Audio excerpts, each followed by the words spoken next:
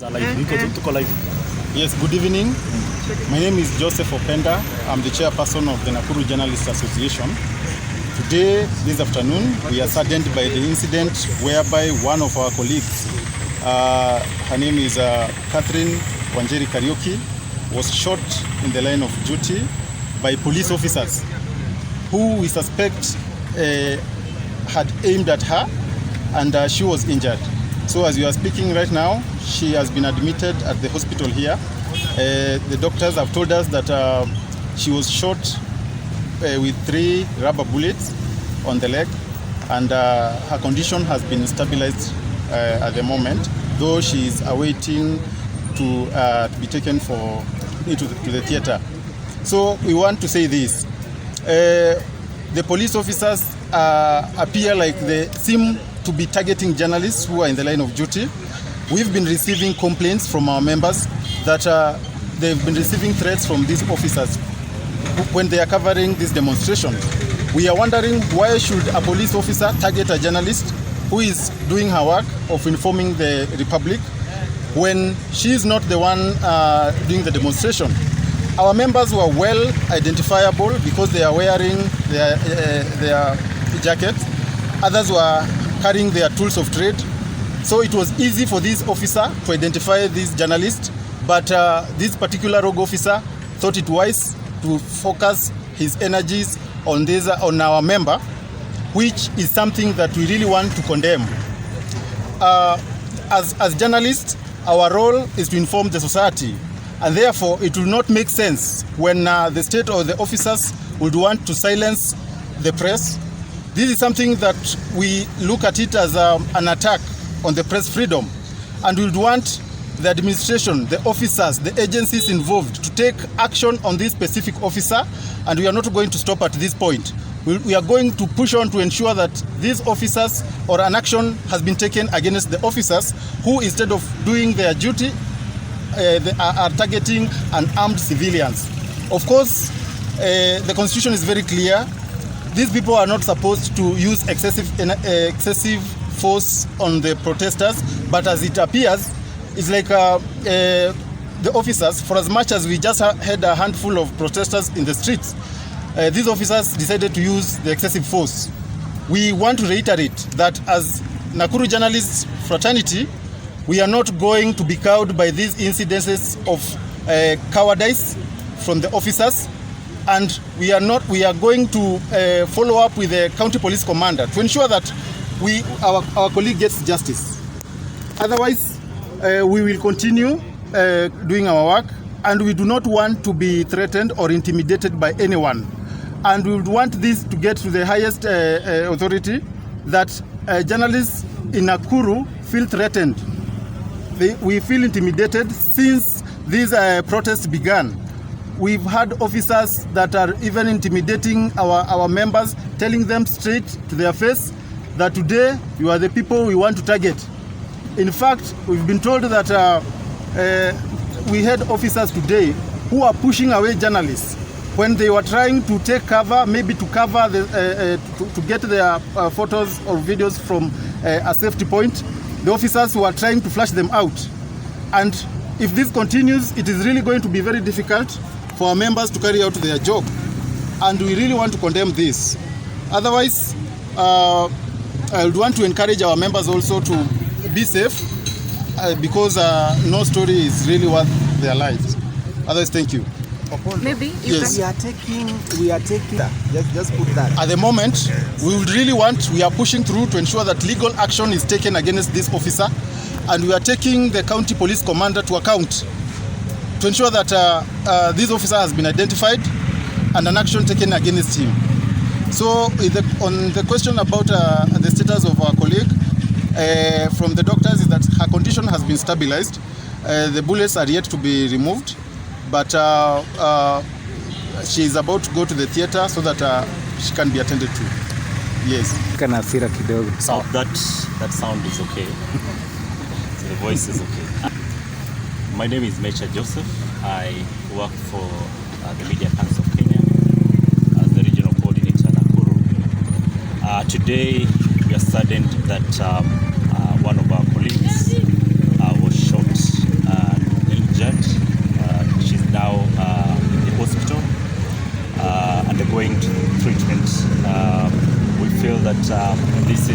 violation of law whereby journalists are being targeted. This is one of the several cases that we've received as the council or also the country, whereby journalists are targeted whenever we have demonstrations. I believe that this is maybe trying to try to block dissemination of information on whatever that is going on, especially at this time when we have demonstrations all over the country. As the council, we are going to take this matter seriously. We're going to work closely with the law agencies. We're going to work closely with the relevant agencies to ensure that the law has been followed. We want to say sorry to those who have been injured, especially in this today's demonstration. It was dire, and our sister has been injured, and we hope that with time maybe she will get well. What I'll say is this. Journalists are well identified. They wear press jackets. They are well identified. They have their cameras and all that. They walk on in groups and all that. So that means that whenever journalists are targeted, whenever they are shot and all that, that means that it's a targeted shoot. So we condemn this to the highest order. That this is very wrong. This is not the first time journalists have been injured, and we are going to do everything possible as the council, of course, to ensure that justice is served. Yeah, thank you. This is Aston Muchela. I am the chairman of Law Society of Kenya Rift Valley region, and we want to add our voice to the journalists. Indeed, as you have heard and what we have witnessed today is something that is quite despicable, something that we do not expect to experience in our new constitutional dispensation. That a journalist can actually be shot at when she is covering this event, which is an event of an important nature to the country. Indeed, we want to remind our police officers that media, the freedom for the media is something that is guaranteed and protected by our laws. And this kind of intimidation should not and will not be allowed to go on.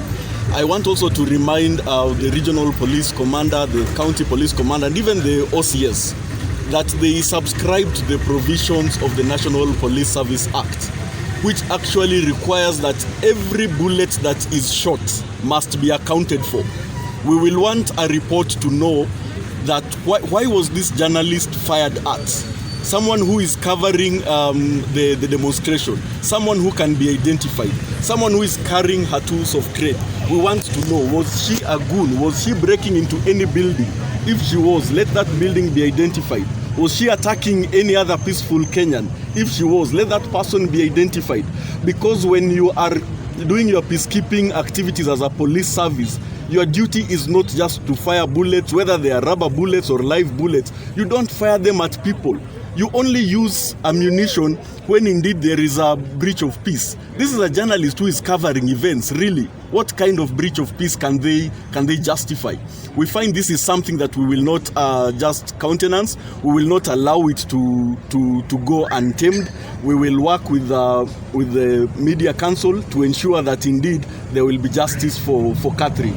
Because if that is not done, then this will become cancerous and our police will start meeting untold violence to our people. This is something we will not accept. We want even the IPOA to ensure that they get that report from the OCS, because he's the one who is in charge of that operation. We want a report to know who actually fired that bullet and why. Why was it aimed at a journalist? If there indeed was a breach of peace, they will need to explain, is there any building that was being broken into? Is there any violence that was being experienced where that journalist was? We will not countenance this. As LSK, we want to condemn that act. with the highest voice that we can use, and indeed we will use all the tools that are within our disposition to ensure that there is justice. That is not something that we'll want just to let not uncondemned.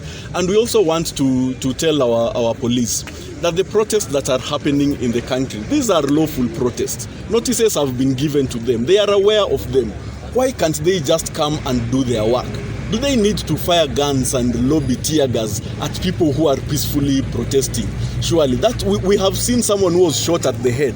If you shoot someone at the head, aren't you really aiming to kill that person? Even if you really wanted just to stop someone who is engaging in an unlawful activity, why aim at the head? Why chase against people even when they've sought refuge in a church premise? We have seen a lot of injustice happening today in Nakuru, and we think that is not something we will just want to let it to be swept under the carpet. We want to sound a warning to our police officers that this is something we will fight, this is something we will stop, because our constitutional freedoms must and shall be protected. And you as the police officers, you are people who are supposed to uphold our constitutional freedoms. So this is something we are condemning as the Law Society of Kenya, and we'll actually want to see if IPOA will give a report. If they will not give a report, we will be the ones to demand for it through all other lawful means. Thank you. Very well. My name is Paul Masese.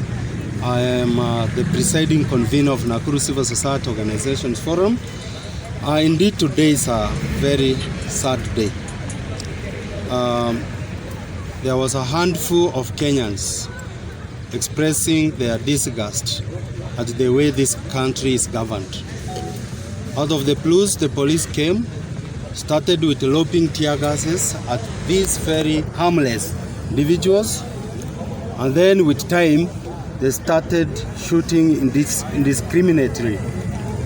Apart from Catherine, there are other Kenyans who have been hurt in the melee, and as we speak, there could be one or two others in other facilities undergoing treatment. When we gave ourselves a new constitution and renamed the police from a force to a service, this is not what we expected. Over the past couple of weeks, we have lost over 50 Kenyans to gunshots by the police that we pay to protect us. In the end, it must be said here and be emphasized that individuals involved in these unlawful shootings will bear personal liabilities. I think I joined the Law Society of Kenya and the Media Council of Kenya and the Journalists Union to say that as civil society will work in concert with each other to ensure that the individual policemen and women, because they are known, they were captured on video, lobbing canisters, shooting at unarmed protesters, will be brought to book. I think the international human rights law is applicable to Kenya holistically, and the chairperson here can confirm. If the Kenyan system is going to protect the rogue police, we'll move further to the regional system. We'll move further to international system. We have the mechanisms. All we can say, the only reason these policemen were shooting at the journalists is because they do not want their heinous acts to be covered, to be captured on camera. That's the only reason you are being targeted. You are the messengers. You carry the good message of democracy. You are going to bear witness through the lenses of your camera. You are going to bear witness of police excesses. And this is what they do not want. So we would urge you to remain steadfast, to stand firm in defense of our constitution and in defense of our democracy. The issues that Kenyans are protesting against are very clear to everyone. None other than the president has seated and said there are certain things we need to do differently. Why, after the president committed to Kenyans that extrajudicial killings is not going to have place in this country, why do we still have police shooting and killing Kenyans? Why are our parliamentarians, those who make and are supposed to protect the law, why are they keeping quiet? It's getting into the fourth almost the second month now, Kenyans are being butchered in the streets, and the only crime is that they are demanding that the rule of law is protected. This is not the country we fought for. This is not the country the Constitution of Kenya has created. This is not the democracy we've aspired for.